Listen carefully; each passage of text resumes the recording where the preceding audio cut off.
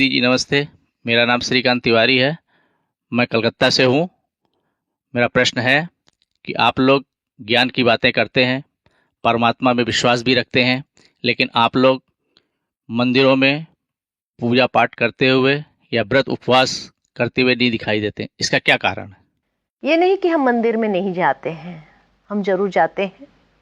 देवी देवताओं को हम अपने जीवन का आदर्श मानते हैं।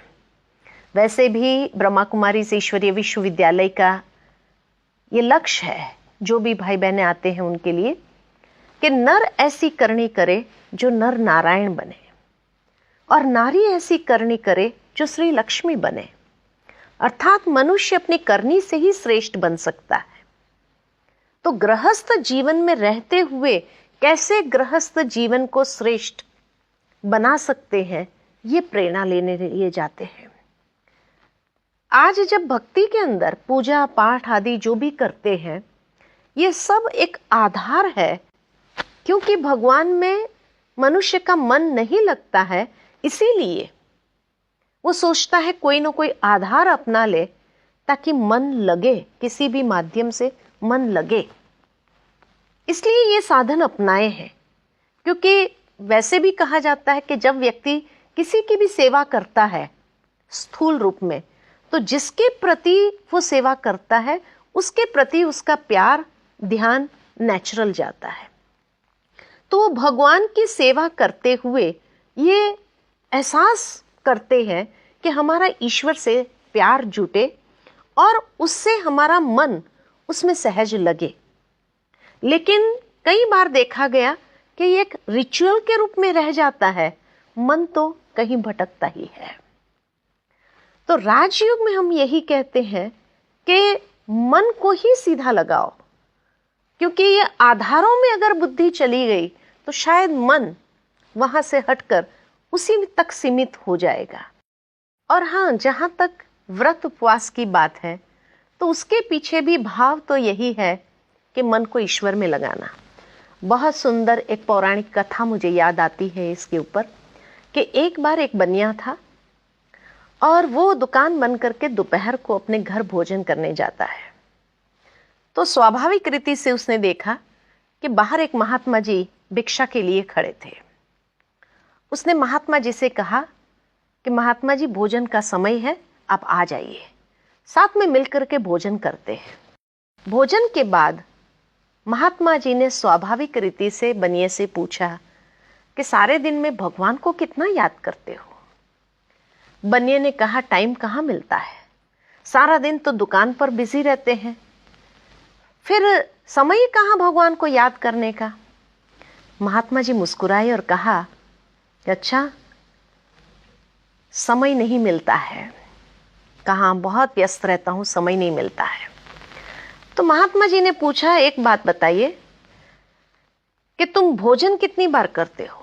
कहा, 3 टाइम, सुबह नाश्ता, दोपहर को, रात को। तो कहा, एक टाइम भोजन करने में कितना समय जाता है? कहा, आधा घंटा तो कम से कम जाता ही है।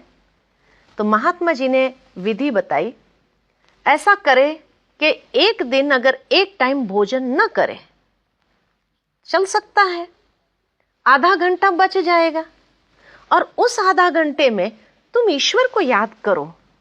कलयुग के अंदर अगर हफ्ते में एक दिन भी आधा घंटा ईश्वर को याद किया तो पुण्य तो जमा होगा। बनिया ने सोचकर कहा, इतना तो जरूर मैं कर सकता हूं कि एक दिन एक टाइम भोजन नहीं करूंगा, आधा घंटा ईश्वर को याद करूंगा।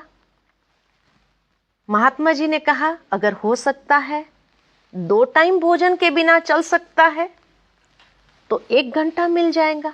1 घंटा भी अगर तूने भगवान को याद किया इस कलयुग के अंदर तो भी बहुत पुण्य मिल जाएगा।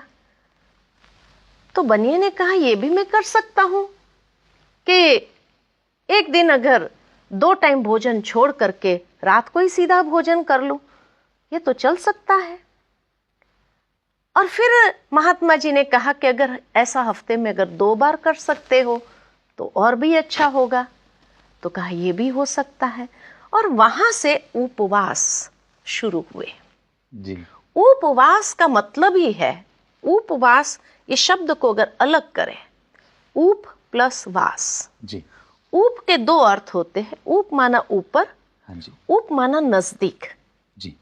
ऊपर निवास करने वाले परमात्मा के नजदीक हमारी बुद्धि का वास रहे, क्या बात। ये है उपवास। जी। और वहां से उपवास शुरू हुए। जी। कहने का भावार्थ, चाहे पूजा पाठ व्रत उपवास, ये सब के पीछे भाव यही है कि हम मन को परमात्मा में एकाग्र करें, परमात्मा को याद करें। जी। परंतु जैसे कहा जाता है कि एक लकीर के फकीर हो जाता है व्यक्ति, पूजा पाठ उसमें तो चला जाता है, जी। उपवास भी कर लेता है, लेकिन देखा गया कि जिस दिन उपवास होगा ना, उस दिन फरार भी खाएगा, फल भी खाएगा, तो समय तो खाने में ही चला गया। भगवान को याद कहाँ करते हैं हम। जी जी जी। असली आशय कहीं ना कहीं पीछे छूट गया है।